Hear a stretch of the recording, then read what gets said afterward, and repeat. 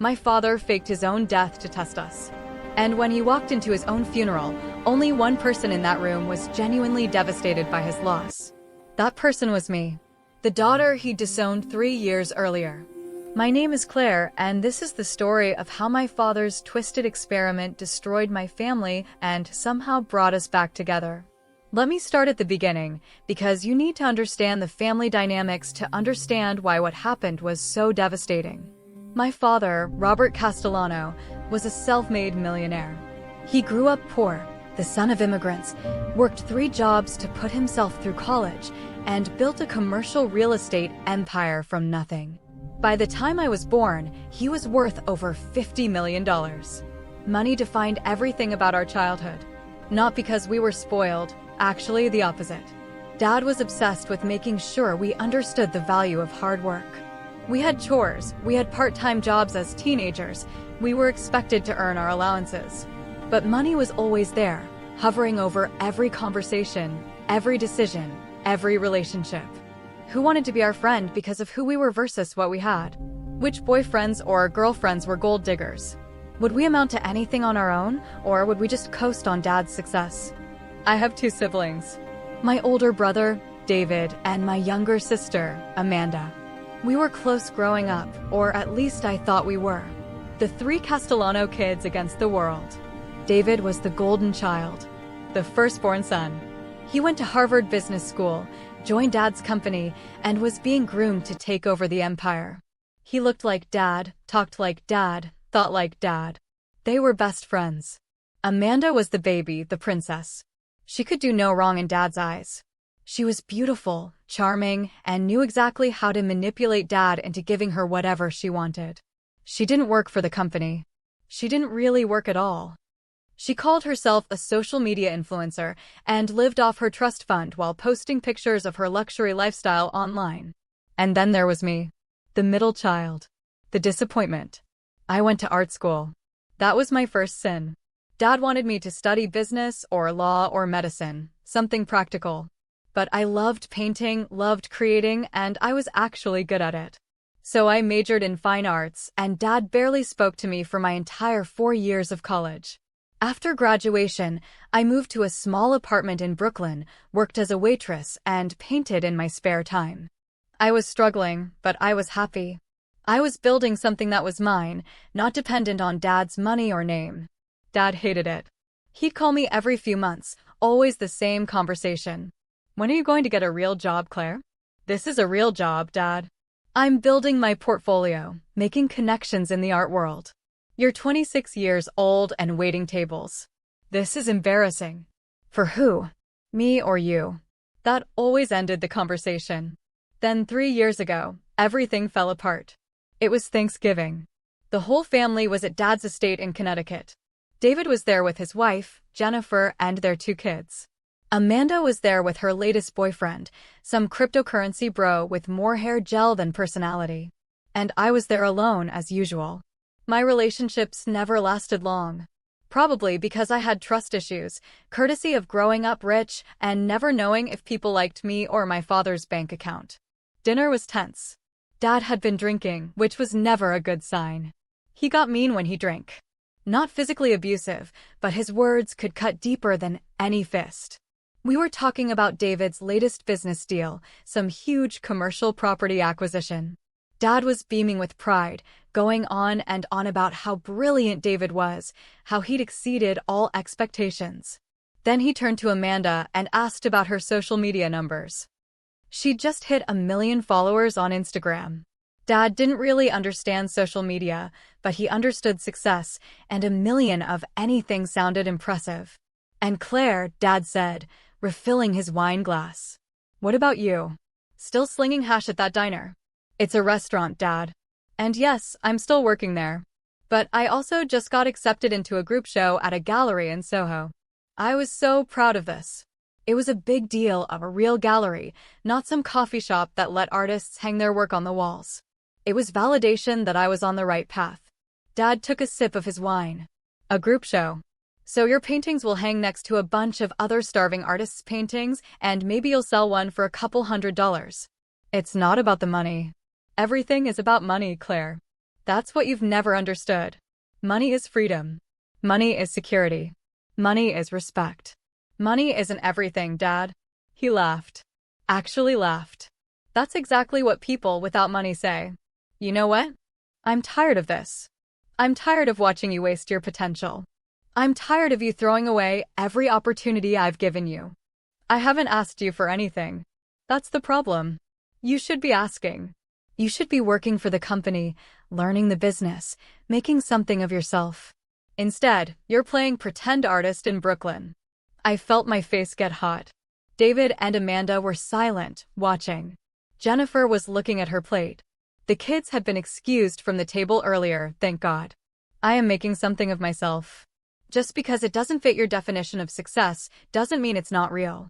Your definition of success is living in a 400 square foot apartment and barely making rent.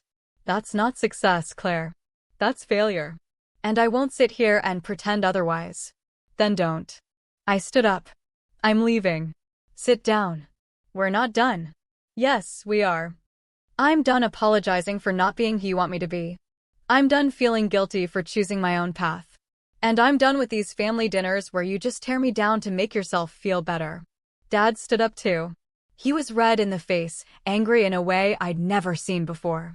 You want to be done? Fine. Let's be done. You're so independent, so determined to do it on your own? Great. Do it on your own. You're out of the will. You're cut off. No more trust fund, no more family money. Let's see how long your art career lasts when you're actually struggling. The room went silent. Amanda gasped. David said, Dad, come on. But I was already walking toward the door. Fine. I don't want your money anyway. You say that now, Dad called after me. But you'll come crawling back. They always do. I didn't respond. I just left. Got in my car and drove back to Brooklyn, crying the whole way. That was 3 years ago. 3 years of no contact. No calls, no texts, no emails. I blocked Dad's number. I unfriended David and Amanda on social media because I couldn't stand seeing their perfect family photos, their luxurious vacations, all funded by Dad's money. I worked 2 jobs for a while. The restaurant and weekend shifts at an art supply store. I sold a few paintings here and there. I ate a lot of ramen. I had to move to an even smaller apartment in a worse neighborhood. It was hard. Really hard. But I was free. Free from Dad's expectations, free from family drama, free from the constant feeling that I was disappointing everyone. My art got better. There was something about the struggle that fed my creativity. I painted my pain, my anger, my loneliness. And people responded to it. I started getting more gallery showings. My prices went up. I wasn't rich, but I was surviving. On my own terms. Then one Tuesday morning, my phone rang. Unknown number. I almost didn't answer, but something made me pick up. Claire Castellano? A woman's voice, professional. Yes, this is Margaret Chen. I'm your father's attorney. I'm calling with some very difficult news. Your father passed away last night. Massive heart attack. I'm so sorry for your loss. The world stopped. Just stopped. What? He was at home. The housekeeper found him this morning. The paramedics said he died instantly. He didn't suffer. I couldn't breathe. Couldn't think. My father was dead. The man I'd been so angry at for 3 years. The man I'd cut out of my life. Gone. Claire? Are you still there? I'm here. I can't. Is this real? I'm afraid so. The funeral is planned for Saturday at Holy Cross Church. 2 p.m. I know you and your father were estranged, but I thought you should know. Thank you. Thank you for calling. I hung up and just sat there on my apartment floor. And then I started sobbing. Deep, ugly, body-shaking sobs. Because despite everything, despite the anger and the pain and the estrangement, he was still my father. And I'd never get the chance to fix things. Never get the chance to show him I'd made it. Never get the chance to hear him say he was proud of me. I called my best friend, Rachel. She came over immediately and just held me while I cried. I thought I'd have more time, I kept saying. I thought eventually we'd work it out. I thought I'd be successful enough that he'd have to respect me, and then we'd reconcile. But now he's gone. I know, sweetie. I know. The last thing I said to him was that I didn't want his money. The last conversation we ever had ended with him disowning me. That's our ending. That's how our story ends. Rachel didn't have any answers. There weren't any answers. The next few days were a blur. I barely slept. Barely ate. I kept thinking about Dad. Not the angry, disappointed version from Thanksgiving 3 years ago. The earlier version. Dad teaching me to ride a bike. Dad at my elementary school art show, beaming with pride at my crayon drawings. Dad letting me stand on his feet while we danced at my cousin's wedding. When had it all gone wrong? When had his love become conditional? Or had it always been conditional, and I just finally failed to meet the conditions? Saturday came. The funeral. I stood in front of my closet for an hour, trying to figure out what to wear. Everything felt wrong. Too casual, too formal, too colorful, too dark. I finally settled on a simple black dress. The only nice dress I owned. I'd bought it at a thrift store for $20. The church was packed when I arrived. Dad knew everyone. Business associates, employees, friends, country club members. I recognized a lot of faces from childhood. I slipped into a pew in the back, trying to be invisible. But people noticed me. I could feel them staring, whispering. The estranged daughter who finally showed up. David and Amanda were in the front row with their significant others. David looked stoic, composed. Amanda was crying dramatically, mascara running down her face. The service started. The priest said generic things about Dad's life, his accomplishments, his love for his family. People gave eulogies. David spoke about working with Dad, learning from him, how he was the best mentor anyone could ask for. Amanda talked about how Dad always made her feel special, how generous he was, how much she'd miss their Sunday brunches together. Neither of them mentioned me. It was like I didn't exist. I sat there, tears streaming down my face, grieving alone in a room full of people. After the service, there was a reception at Dad's estate. I almost didn't go, but Rachel had insisted on coming with me. You need closure, she'd said. And you have every right to be there. So we went. The house looked the same. Massive, elegant, cold. Just like I remembered. People were scattered around, talking in hushed voices, eating catered food, drinking expensive wine. David and Amanda were surrounded by well-wishers, accepting condolences like royalty receiving subjects. I got a glass of water and stood in the corner, trying to be invisible again. Then Amanda saw me. She whispered something to David, and they both came over. Claire, Amanda said, her voice cold. I'm surprised you came. He was my father. Was he? You haven't spoken to him in 3 years. That doesn't mean I didn't love him. David crossed his arms. You have some nerve showing up here. After everything you said to him. After walking out on this family. He disowned me, David. He cut me off and told me I was a disappointment. Because you were. You are. Look at you. Couldn't even afford a decent dress for your own father's funeral. I felt like I'd been slapped. Rachel grabbed my arm, steadying me. We need to go, she said. Yeah, maybe you should, Amanda said. You're not really family anymore anyway. I wanted to scream at them. Wanted to tell them how much I was hurting, how I'd spent the last 3 days sobbing, how I'd give anything to talk to Dad one more time. But I didn't. I just turned to leave. That's when Margaret Chin, Dad's attorney, appeared. Excuse me, I need all 3 Castellano children in the study. It's time for the reading of the will.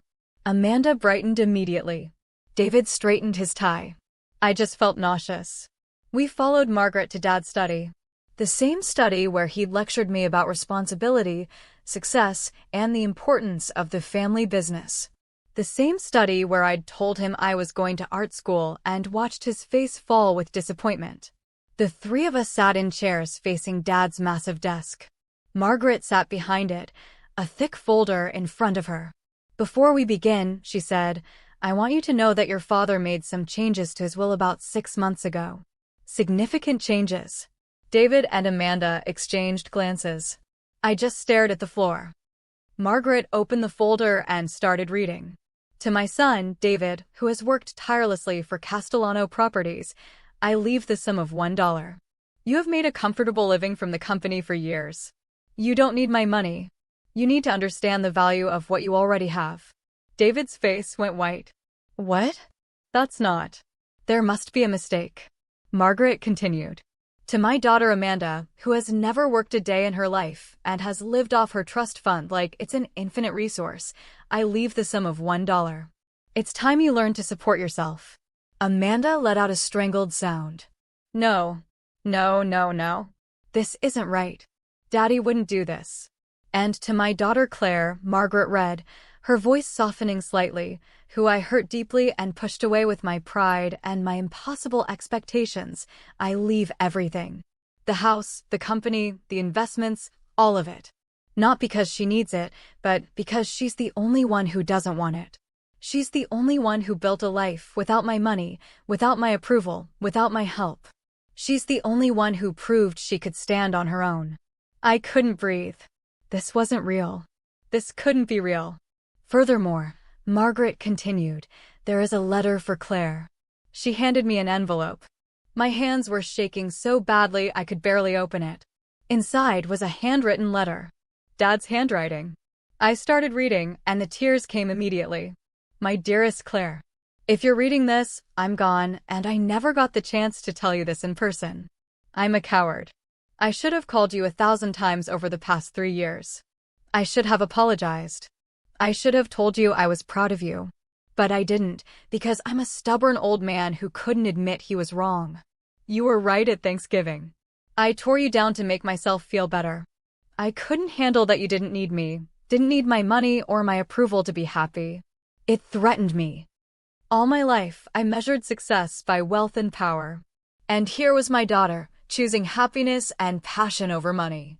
Proving that everything I'd built my identity on wasn't the only path to a meaningful life. I've kept track of you, Claire. I've gone to every one of your gallery shows, standing in the back where you wouldn't see me. I've bought 3 of your paintings under a pseudonym. They hang in my bedroom. I watch you create beauty from pain, and I'm in awe of you. You're the strongest of my children. The only one who didn't let me define them. I'm leaving you everything not as a burden, but as an apology. Do with it whatever you want. Keep it, give it away, burn it all down. I trust your judgment. I always should have. I love you. I'm sorry I didn't say it enough. I'm sorry for everything. Dad. I was openly weeping. The letter trembled in my hands. David grabbed it from me. Let me see that. He read it, his face cycling through shock, anger, and disbelief. Then he threw it on the desk. This is bullshit. He wasn't in his right mind. We can contest this. Actually, you can't, Margaret said calmly. Your father was very thorough. He had a psychiatric evaluation done specifically to prove he was of sound mind when he made these changes. He anticipated you'd try to fight it. Amanda was hyperventilating. I'm supposed to get millions. Millions. I have expenses. I have a lifestyle. That's the point, Amanda, Margaret said. Your father wanted you to learn to live within your means. But Claire doesn't even want the money. Amanda shrieked. She said so. She said she didn't want it. Everyone looked at me. I was still crying, clutching the letter. Is that true? Margaret asked gently. Do you want to refuse the inheritance? I thought about it. Thought about Dad at my gallery shows, hiding in the back. Thought about him buying my paintings. Thought about him writing this letter, full of regret and love. No, I said quietly. I'm going to keep it. Because he wanted me to have it. And because for the first time in my life, I feel like my father actually saw me. David stood up abruptly. This is insane. Claire, you can't seriously accept this. We're family. We deserve. You deserve what, David? Money you didn't earn? Money Dad built while you coasted on his name. I worked for that company for 10 years. And got paid very well for it. You have a huge house, luxury cars, private school for your kids. You've been comfortable your whole life. When's the last time you struggled? When's the last time you didn't know if you could pay rent? David's jaw clenched. Just because you chose to struggle doesn't make you better than us. I never said I was better. But I'm the only one who wanted a relationship with Dad that wasn't about money. And maybe that's why he left everything to me. Amanda was crying. This isn't fair. We loved him too. Did you? Did you love him? Or did you love what he could give you? How dare you? Tell me the last time you visited Dad when you didn't need something. The last time you called just to talk. The last time you asked him how he was doing. Amanda's face crumpled. She couldn't answer. I looked at both of them. My siblings. My family. And I felt nothing but sadness. I loved him despite his money, not because of it. That's the difference. That's what he saw. That's why I'm sitting here right now, holding this letter instead of you. Margaret cleared her throat. There's one more thing. Your father left video messages for each of you. They're on this USB drive. You can watch them in private when you're ready. She handed us each a USB drive. Mine felt heavy, precious. David and Amanda left the study without another word. I heard Amanda sobbing in the hallway, heard David on the phone, probably calling his lawyer despite Margaret's assurances that the will was ironclad. I sat there alone in Dad's study, holding his letter and the USB drive. Your father was very specific about his wishes, Margaret said gently. He knew this would be hard for David and Amanda. But he believed it was necessary. He said they'd been enabled their whole lives, and it was time they learned to stand on their own. Like you did. Did he really come to my gallery shows? Every single one. He had a driver take him into the city. He'd stand in the back, wearing a baseball cap and sunglasses so you wouldn't recognize him. He'd stay for hours, watching people react to your work. Fresh tears spilled down my cheeks. Why didn't he just talk to me? Pride. Fear. Shame. All the things that keep us from the people we love. He regretted it deeply. He told me that estranging you was the biggest mistake of his life. I went home that night, Rachel driving, because I was too emotionally drained.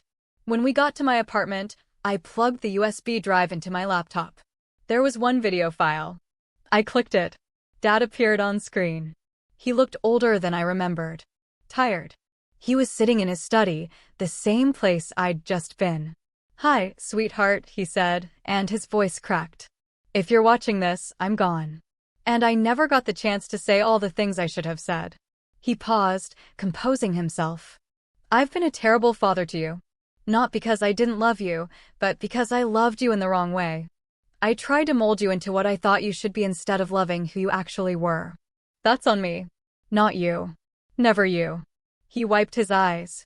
I've been following your career. I know that probably sounds creepy, but I needed to see you, even if you didn't see me. Your art is extraordinary, Claire. It's raw and honest and brave. Everything I'm not. You paint truth. You paint emotion.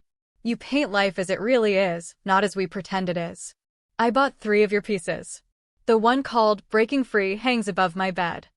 I look at it every night before I go to sleep. It's a woman with chains falling off her wrists, and she's running toward the light. I know that's you. Running from me. From my expectations. And I don't blame you. He leaned forward, closer to the camera. I'm leaving you everything because you're the only one who doesn't need it. David and Amanda have been comfortable their whole lives. They've never wanted for anything. And that's my fault too. I gave them everything except the tools to handle adversity. I made them dependent. But you took nothing from me and built a life anyway.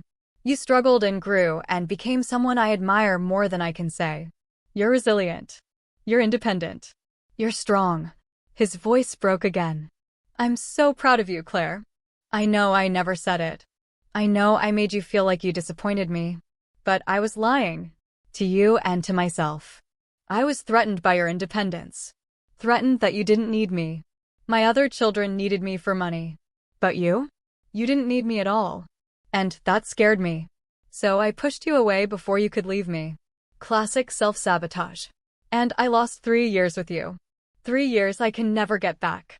He wiped his face with his hand. Do whatever you want with the money and the company. Sell it. Keep it.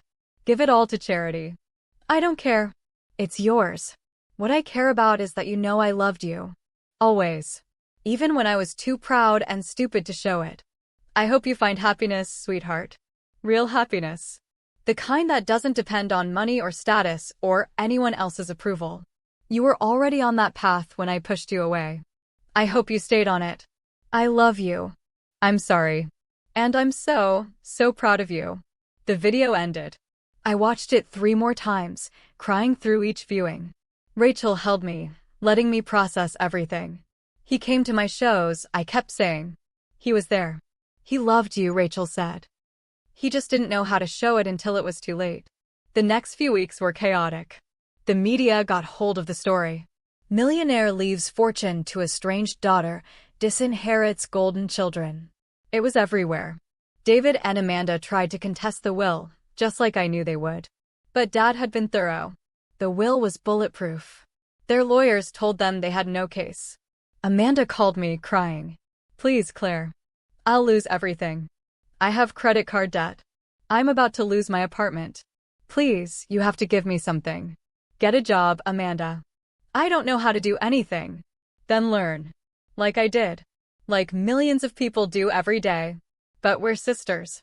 We're sisters who haven't spoken to me in 3 years. Who acted like I didn't exist at Dad's funeral. Who told me I wasn't really family anymore. Remember? She was quiet. I'm not giving you money to maintain a lifestyle you can't afford. But I'll pay for you to go back to school. Learn a skill. Start a career. If you're willing to actually work for it, I'll help. But I'm not funding your influencer lifestyle anymore. She hung up on me. David was colder. He sent a formal email through his lawyer, accusing me of manipulating Dad in his final months. When that didn't work, he just cut me off completely. No calls, no emails, nothing. His wife, Jennifer, reached out separately. She apologized for David's behavior and admitted he was spiraling. Their lifestyle had been dependent on David's expectation of inheriting millions. Now they were facing the reality of living on just his salary. I told him we'd be fine, Jennifer said. We make good money. We just have to adjust. But he's furious. Feels humiliated. I'm sorry you're caught in the middle of this. I didn't ask for this, I said. I know. For what it's worth, I always liked you. I thought David was wrong about how he treated you. But he's stubborn. Like your dad. It took me 3 months to figure out what to do with everything. I met with financial advisors, lawyers, accountants. The wealth was overwhelming. I'd gone from barely making rent to being worth tens of millions. I kept the house. Dad's house. I moved out of my tiny Brooklyn apartment and into the estate. It felt weird at first, living in all that space. But I turned one of the wings into a massive art studio. Natural light, high ceilings, everything I'd ever dreamed of. I kept the company too, but I put professional management in charge. I didn't know anything about commercial real estate, and I wasn't going to pretend I did. But I made changes. Better benefits for employees. Profit sharing. A focus on sustainable building practices. I established a foundation in Dad's name. Scholarships for first-generation college students pursuing arts degrees. Grants for struggling artists. Funding for community art programs in underserved neighborhoods. All the things Dad would never have done with his money while he was alive. But I think he would have been proud. I also reached out to David and Amanda one more time. I sent them each a letter. I know you're angry. I know you feel like this isn't fair. And maybe it's not. But Dad made his choice, and I'm respecting it. However, I want you to know that I'm not your enemy. You're my family. If you're willing to have a relationship with me that isn't about money, I'm here. I miss my brother and sister. I miss what we used to have before everything got complicated. The door is always open. David never responded. But 6 months later, Amanda called. I got a job, she said. No hello, no preamble. Marketing coordinator at a fashion startup. It's entry level. The pay is terrible. But I did it. I got a job. I'm proud of you, I said, and I meant it. I was such a bitch to you. At the funeral and before. I'm sorry. Apology accepted. I saw the foundation. What you're doing with Dad's money. It's good. Really good. Better than anything I would have done with it. Thank you. Do you think we could maybe get coffee sometime? I miss you. I miss having a sister. I started crying. I'd love that. We met the next week. It was awkward at first, but we found our rhythm. Started having regular coffee dates. She told me about her job, her new apartment that wasn't in a trendy neighborhood, her journey of figuring out who she was without money. I was so lost, she admitted. My entire identity was being Robert Castellano's daughter. Being rich. Being enviable. When that was gone, I didn't know who I was. And now? Now I'm Amanda. Just Amanda. And that's enough. David took longer. 2 years after Dad's death, he finally reached out. He'd been in therapy, working through his anger and his feelings of inadequacy. "I was jealous of you," he admitted when we met for lunch. "My whole life, I was jealous. You had something I didn't. You knew who you were. You had passion. Purpose. I just had Dad's expectations. You could have found your own path. I didn't know how. I still don't really. But I'm trying. Jennifer and I are doing better. We downsized. Pulled the kids out of private school. Started living within our means. It's been hard, but it's also been good. I think I was miserable before and didn't even realize it. I'm glad you're figuring it out. Claire, I'm sorry. For everything. For how I treated you growing up, for the funeral, for trying to contest the will. You deserved Dad's inheritance. You're the only one who earned it by not wanting it. We're not close, David and I. Not like we were as kids. But we're working on it. Family dinners a few times a year. Texts on birthdays. Small steps. It's been 3 years since Dad died. 3 years since he left me everything and changed all our lives. I still paint. I actually paint more now because I don't have to work 2 jobs. My art has evolved. It's less angry now, more contemplative. I paint about loss and love and family and forgiveness. My last show was called Inheritance. Every piece was about what we inherit from our parents beyond money. Their fears, their dreams, their mistakes, their lessons. The centerpiece was a portrait of Dad. I painted it from memory and from the video he left me. He's sitting in his study, but behind him, instead of his bookshelf, there's a window. And through the window, you can see a little girl painting at an easel. I called it What He Really Left Behind. It sold for $200,000. Not because of the price tag, but because I wanted it to go to someone who understood it. It went to a woman who'd been estranged from her father and reconciled with him just before he died. She wrote me a letter afterward. "Thank you for painting my story. Thank you for reminding me that love and regret can exist in the same space. That we can forgive people even after they're gone. That's what I've learned through all of this. Forgiveness isn't about the other person. It's about us. It's about letting go of the anger and the pain and the what-ifs. I forgave Dad. Not because he deserved it, but because I deserved peace. He wasn't perfect. He hurt me. He pushed me away when I needed him most. But he also loved me. In his own flawed, complicated way, he loved me. And in the end, he saw me. Really saw me. Not as a disappointment or a rebel or a failure, but as his daughter who had the strength to walk away from everything and build a life on her own terms. That's the real inheritance. Not the money. Not the house or the company or the investments. The real inheritance is knowing that the person who hurt you most also believed in you most. I think about that letter often. The one he left me. I have it framed in my studio. You're the strongest of my children.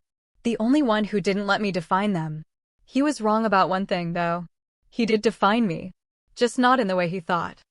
He defined me by showing me exactly who I didn't want to be. By pushing me to prove I could make it without him. By making me strong enough to stand on my own. And when he finally realized what he'd done, he tried to make it right the only way he knew how. With money. But what he didn't understand until it was too late is that I didn't need his money to feel validated. I needed his presence. His support. His words. The money is nice. It's opened doors, created opportunities, allowed me to help others. But it's not what I treasure most from Dad's estate. What I treasure is that video. His voice saying he was proud of me. His admission that he was wrong. His love, finally expressed without conditions. That's what I inherited. And it's worth more than $50 million. Sometimes I wonder what would have happened if we'd reconciled before he died. If he'd called me. If I'd called him. If we'd both been less stubborn and more brave. But I'm learning to let go of the what-ifs. To accept what was and what is. Dad gave me a gift, even if he had to die to give it. He showed me that I was strong enough to survive without him. And then he showed me that even in death, even through a will and a letter and a video, love can reach across the divide. My siblings are still figuring out their inheritances. Not the money they didn't get, but the lessons they needed. Amanda is learning independence. David is learning authenticity. And I'm learning forgiveness. We're all building new lives.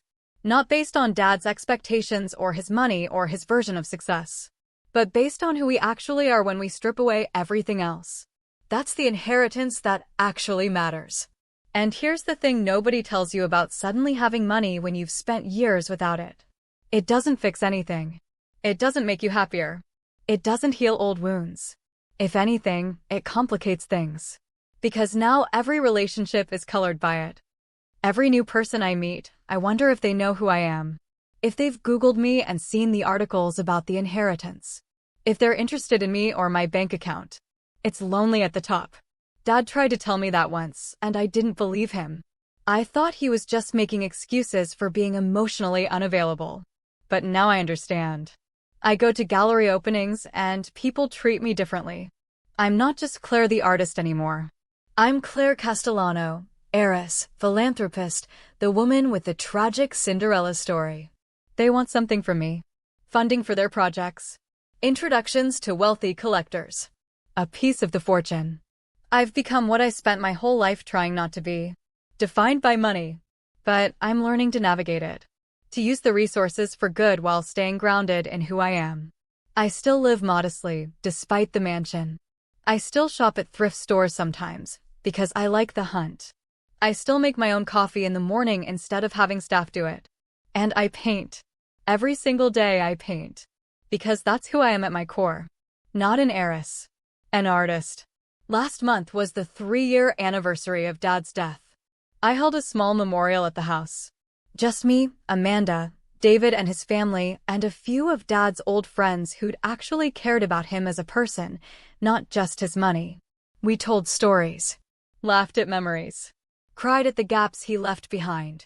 And for the first time since that Thanksgiving 3 years before he died, we felt like a family again. Broken, imperfect, still healing. But a family. Amanda brought flowers from her own small garden. She'd moved to a modest apartment in Queens and discovered she loved gardening. She was growing vegetables on her fire escape. Dad would have laughed at me, she said, arranging the flowers on his memorial table. Amanda Castellano, dirt under her fingernails, proud of her tomatoes. He would have been proud, I corrected. He wanted us to find ourselves. That's why he did what he did. David nodded. He'd been quiet most of the evening, but now he spoke up. I've been thinking about that a lot. About why he left everything to you. At first, I thought it was punishment. But it wasn't. It was the opposite. What do you mean? I asked. He was setting us free. Amanda and I were trapped by our dependence on him. On his money, his approval, his vision for our lives. We couldn't become who we were meant to be because we were too busy being who he wanted. But you, he looked at me. You freed yourself. You walked away from all of it. And that's what he wanted for all of us. The money to you is just his way of making sure Amanda and I finally had to do what you'd already done. Stand on our own. I'd never thought about it that way. But David was right. Dad's will wasn't about favorites or punishment. It was about giving each of us what we needed. I needed validation. Confirmation that my choice to pursue art, to reject his path, wasn't the failure he'd made me feel it was. David and Amanda needed independence. They needed to discover who they were without money cushioning every fall. It was harsh. Maybe even cruel. But it worked. We're all better for it now. Different, but better. I think about the test a lot. Dad's test. The one he didn't mean to give, but gave anyway. When he died, we each showed who we really were. David and Amanda immediately thought about the inheritance. About what they'd get. About how his death affected them financially. I just grieved. I mourned the father I'd lost and the relationship we'd never repair. That's what Dad saw in his final months when he changed his will. He saw who he'd become. And he made his choice based on that. Sometimes I wonder if he knew how much pain it would cause. If he anticipated David and Amanda's reactions. If he understood that his death would fracture our family even more before it could heal. I think he did. I think he accepted that collateral damage as necessary. Dad was always willing to make hard choices. That's how he built his empire. And in the end, the hardest choice he made was admitting his favorite child wasn't the one who followed his path, but the one who forged her own. There's a lesson in that for anyone watching this. For any parent who's trying to control their adult children. For any child who's struggling under the weight of parental expectations. Love isn't about molding someone into your image. It's about seeing them for who they really are and loving them anyway. Dad got there eventually. It took him until his deathbed, but he got there. I just wish he'd gotten there sooner. Wish we'd had time to rebuild. To know each other as adults, not as disappointed father and rebellious daughter. But maybe that's the point. Maybe the tragedy is what makes the lesson valuable. If Dad had reconciled with me before he died, if he'd split the inheritance equally, would David and Amanda have ever learned to stand on their own? Would I have ever felt truly seen by him? Probably not. Sometimes the gift is in the struggle. The inheritance is in the loss. I have $50 million. But what I really inherited is the knowledge that I was strong enough, talented enough, worthy enough all along. And my siblings inherited the chance to discover the same thing about themselves. That's worth more than any amount of money. Well, almost. I'm joking. Sort of. The money helps. I'm not going to lie and say it doesn't. It's amazing to pursue art without worrying about rent. To fund other artists without expecting anything in return. To create the foundation and watch it change lives. But it's not what gets me out of bed in the morning. What gets me up is the painting waiting in my studio. The blank canvas that could become anything. The creative process that's mine and mine alone. That's what Dad never understood until the end. That I didn't reject him or his values to hurt him. I rejected them to find myself. And in his final act, he told me I was right to do so. That's the inheritance I'll carry forever. Not the money. Not the house or the company or the investments. The permission. The validation. The love that came too late but still came. 3 years later, I'm still processing it all. Still figuring out who I am now that I'm not the struggling artist or the estranged daughter or the black sheep of the family. I'm just Claire. Artist. Philanthropist. Sister. Daughter of a complicated man who loved me in a complicated way. And you know what? That's enough. Dad's test revealed the truth. And the truth set all of us free. Even if freedom looks different than any of us expected.